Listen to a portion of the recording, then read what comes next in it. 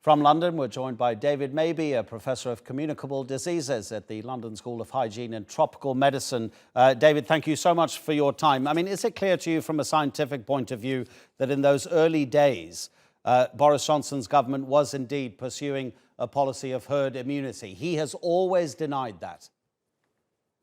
No, I don't think that's the case. Personally, I think, it's easy to be wise after the event, but this was a new virus.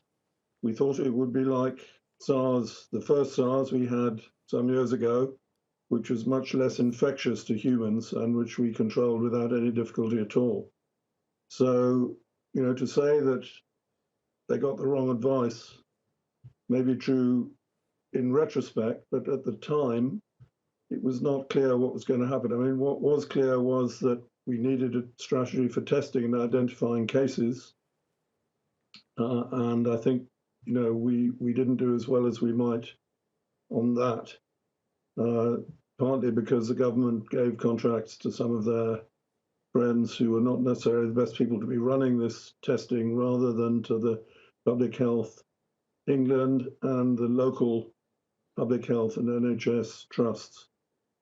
The coronavirus, the disease COVID-19, I mean, it's your extreme specialization. When you were watching what was happening in the UK, there was a moment, and that moment lasted for quite a few months, where the UK had the world's highest death rate per capita regarding the number of people who were infected and how many were dying. What was going through your mind?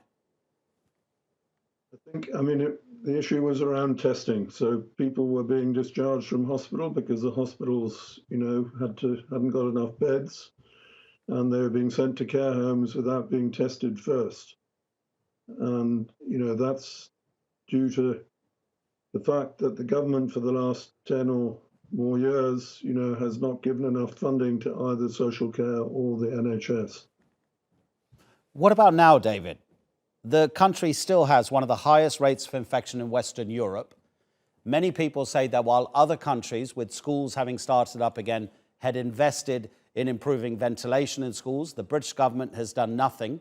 When you look at the infections as they are now over the past few weeks in the UK, 50% of new infections are in people under the age of 17.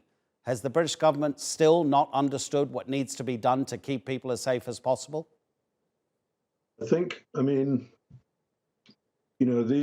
these children getting infected are very unlikely to become seriously ill. I personally think we should be vaccinating children as well, but some people don't agree with that. And when we look at the number of infections, we have, we're always told the number of infections, we're never told the number of people tested. So if you test more people, you'll find more infections. We need a denominator. How many people were tested and what proportion of those tested positive?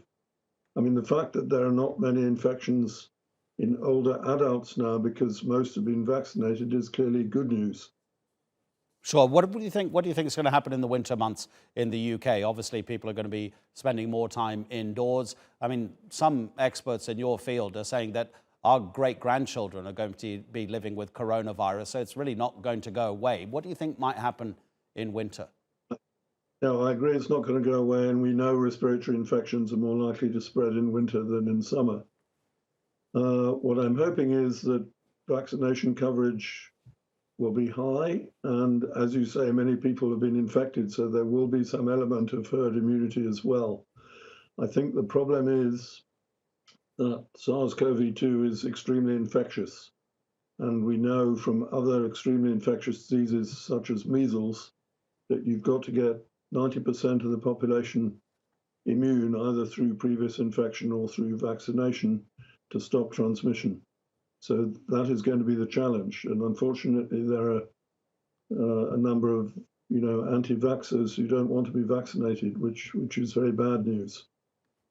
David, thank you so much indeed for the analysis. We really appreciate it. David Mabey is from the London School of Hygiene and Tropical Medicine.